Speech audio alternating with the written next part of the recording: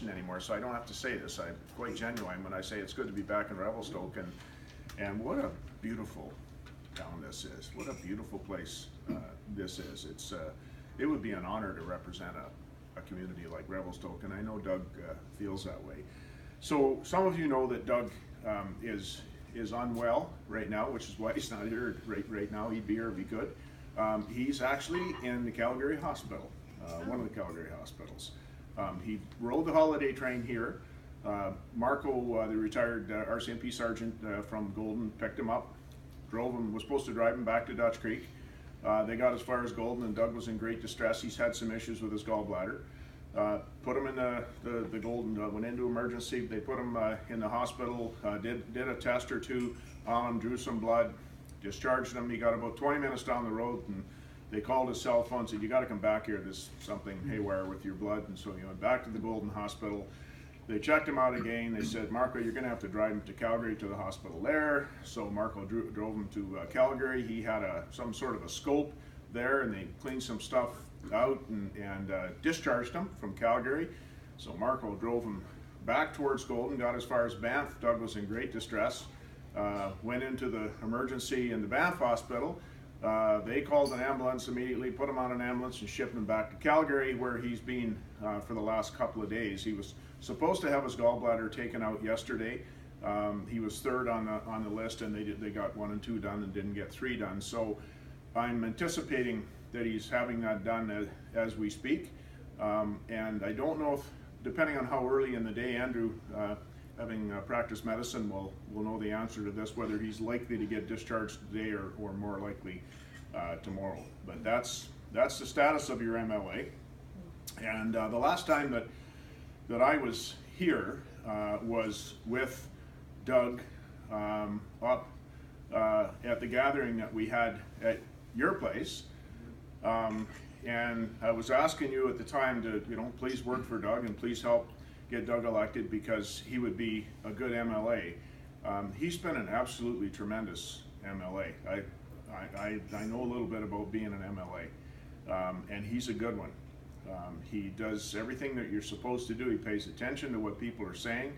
He travels all over this. This is arguably the toughest, or one of the toughest of 2 or 3 or 4 ridings in this whole province. I mean, you think about it. You drive from Kimberley to Revelstoke. My riding is a piece of cake, or my old riding was a piece of cake compared to this. And Doug still phones me. We talk almost every day.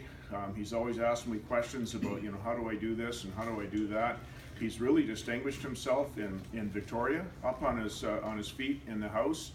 Andrew can talk more about that than me, because I haven't been there, but I've watched some of it on TV. He's done really, really well, and you should be proud of him, and you made a good decision by deciding to hire him. So what we're going to do now is we're going to give Andrew Wilkinson an opportunity to speak to you and with you, and I'm sure there's lots of opportunity here for questions. I'm the co-chair of Andrew Wilkinson's leadership campaign. I got to that place not immediately and not easily, quite frankly. I had several meetings with Todd Stone, who's a good friend. In fact, they're all friends, other than Diane Watts, who I have never served with or anything. I know her, but I wouldn't say that we're close friends or anything. And the rest of them, really are pretty good friends.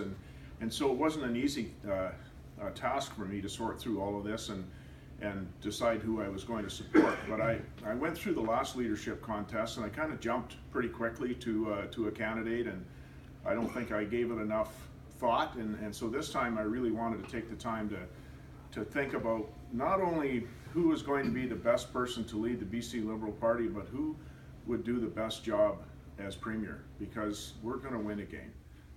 I think we'll win the next election as long as we elect the right leader. And I'll tell you, I landed on Andrew because of 2 things. First of all, his character. I've never seen the man angry. Maybe his family has. I don't know. I've never seen him lose it. I've worked with a lot of politicians, and we all lose it. He doesn't. He's a very rational, thoughtful man of high integrity. That was important to me.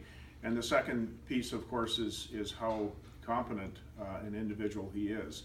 Our Premier goes to represents our province all across the country. Once you become Premier, you go to these First Ministers conferences, with the Prime Minister and with all the other premiers, and I just really look forward to the day when Andrew Wilkinson is Premier of this province and he's at a First Ministers conference, and he'll still be the smartest guy in the room. I guarantee you. I said I was good friends with Todd, and I am.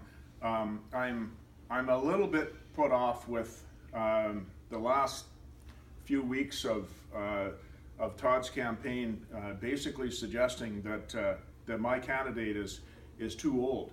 I always figured that somebody in their early 60s who was extremely healthy, also very fit, looks after himself, who has practiced medicine. He's been a doctor in places like Dease Lake and Lillooet and Campbell River.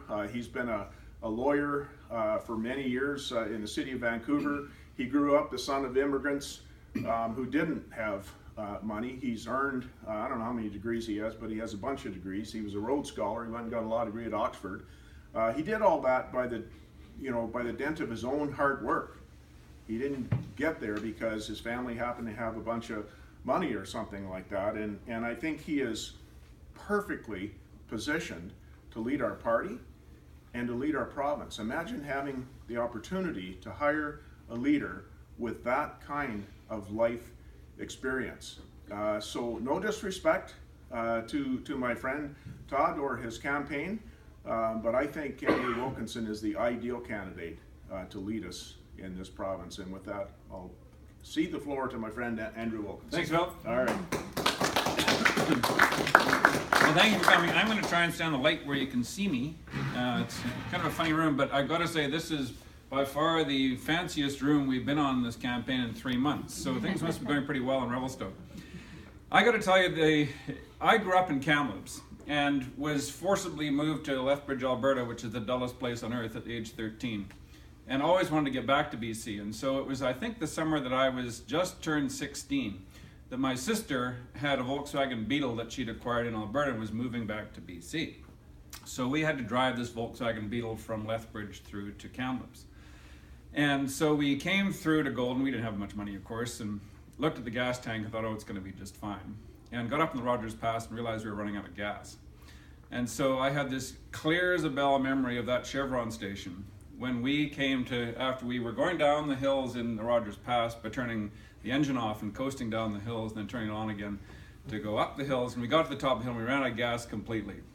And we then drove down in neutral, no gas, no power at all, and rolled into the Chevron station right up to the pump and put our $7 worth of gas in to get us to Kamloops. So Revelstoke to me has this good karma. That's the place that good luck will shine upon you and things will happen in your favor.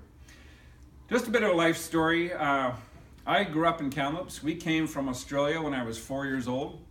Got off the train in Kamloops. My parents didn't have a lot of money, and my dad had a job with the federal government that he'd acquired by applying through the mail. And we had no relations at all anywhere in North America or South America, nobody in the Western Hemisphere that we knew. And this place, British Columbia, treated us very, very well. And there were two things that got us on the path to success. First of all, I had 3 older brothers and sisters. They all went off to UBC and became, respectively, an engineer, a doctor, and a teacher. And then I was moved to Alberta. I went through medical school in Alberta and then got back to BC as soon as I could. And that pathway through life of skills training, higher education, was our pathway to success. It gave us the sense of who we were, and we were treated very well in this society. And so it came up about 24 hours into this idea of, do you want to be the leader of the party? My family and my friends said, you better have a very clear reason why you want to do this. And the able reporter from the radio station actually asked this question first off this morning. And it's something that has not come up enough in this leadership race, asking the candidates why they want to do this. What are they going to get done if they get there? And to me, it's the combination of two things. It's that access to higher education, an affordable, high quality, accessible approach to higher education to get people the skills they need. When I was the minister, we used to go out and visit these colleges and universities. There are 25 of them in BC, and you'd meet people. I remember being in the Chilliwack auto body shop, and there's a man in the back who was about 45 years old. We thought he was the instructor, and we were just getting the students together at the front and said, do you want to join us? Or, we usually ask the instructors to stay outside so we can hear from the students. He said, I am a student. He said, this is my dream in life, was to get this training, and I put it off for 25 years, and now is the time. And that's what we've got to do as a government, is make sure that we're able to get people on that accelerator, that pathway to success, which in this era requires skills training. That's half the story. The other half of the story is that when they finish their programs, they got to have a vibrant, strong, private sector driven economy to give them that sense of optimism, that real bright future in British Columbia. We had it in spades. We just kind of took it for granted that if you worked hard and if you got the skills you needed and if you talked to people and made yourself presentable, you would get ahead in life. And I've got kids now, 19, 21, 23. They're a little more hesitant than we were. They say, well, we'll probably never live as well as you have. We'll probably never own a home. We're not sure if we'll have steady work. And it's a fundamental role of the provincial government to give people that sense of optimism by encouraging the economic activity that leads to prosperity. You know it here with the Mica Dam improvements and the Revelstoke facilities here that Hydro has built over the years that provide major capital investments here. The railway is a major employer here, as you know. And so these things that need to keep the economy going, we have to foster and build them out to make sure that people have that sense of optimism. They can invest in their future. They can go home in the afternoon and say, life is good, rather than worrying about losing their job. We've seen a bit of a problem with the NDP in this session in the fall because they don't really have a plan. They had a grandiose platform that involved a ton of spending, and they realized they can't do it. So what they've done is taken all of their files, they've got 10 of them, and they put them all out for study and review because they don't have the commercial experience, they don't have the confidence to make decisions, so they put things off.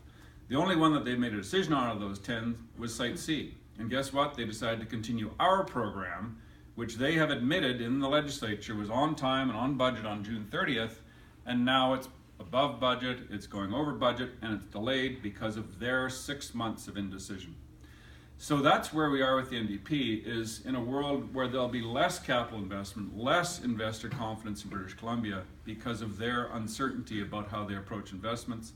There are other examples where they've really corroded that kind of sense of certainty in how you work with government, so that people have to start being concerned about their future. This has already shown up in the numbers that you probably haven't paid attention to. The income tax revenue in British Columbia dropped by $600 million in the last half of this year because of the concern amongst investors and people that maybe they should hold back, and maybe British Columbia is not going to be that prosperous place it's been under the BC Liberals. So the NDP are creating an environment of uncertainty that is exactly the opposite of what my goal is in seeking the leadership of this party. To create a sense of prosperity and certainty so people can invest in themselves, so that my kids can have that sense of certainty in the future that leads them to think, this is where my future lies. It's a great place. That has to apply not only to the people who are here in this room and to my kids, but also to people who are immigrating to this country, and particularly to people who are retraining. You don't have to go very far from here to find like the Canal Flats sawmill shut down. In the Caribou, there's been the huge cut of trees, of fiber to catch up with the beetlewood kill, and that's falling down now. So that there's going to be less wood available in the Caribou. Everybody knows it. There's going to be a big transition there, and we have to be ready for that as a society. If and when we're fortunate to form government again, we're going to have to help people to make those transitions, to create some certainty in their lives. So one of the things I've been saying that's somewhat applicable here, but certainly in the Caribou, we've got to have a whole new inventory of our forest assets to figure out what the medium-term planning is so that people can plan their lives and not wait for the layoff notices that seem to be inevitable somewhere downstream, but they don't know where. We've also talked in the interview today about transportation, and we came through Three Valley Gap last night with visibility of about 25 feet. So we didn't really see what was going on, but on a normal day, of course, you're familiar with the road system here, you live with it every day. There are some great highway stretches here, and there's some that need work. And we talked about that in the interview with the radio station this morning. We've got to get that sense of priority about the safety issues, and it's going to be up to the transportation minister to address safety issues as a priority. We've seen the huge investments